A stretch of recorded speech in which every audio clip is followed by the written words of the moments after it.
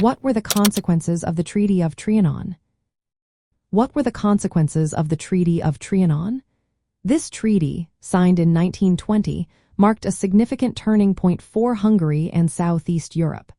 It ended World War I for Hungary but brought about dramatic changes. The treaty reduced Hungary's territory by about 71%.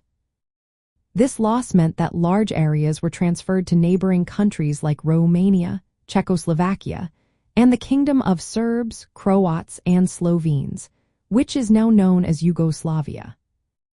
As a result, millions of ethnic Hungarians found themselves living outside the new borders.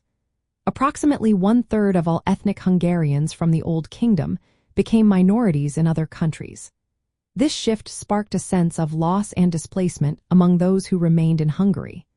The new borders often did not align with ethnic lines, leading to ongoing disputes and issues regarding minority rights.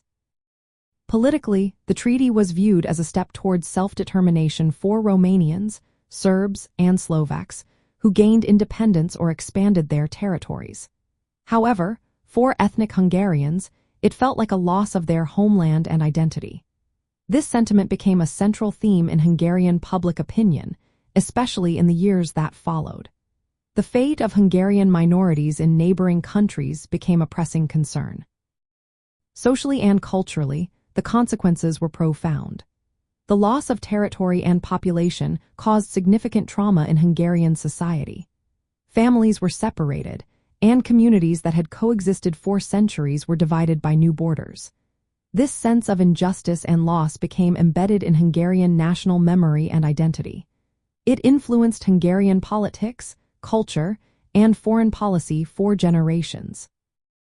The treaty also contributed to regional instability in Southeast Europe.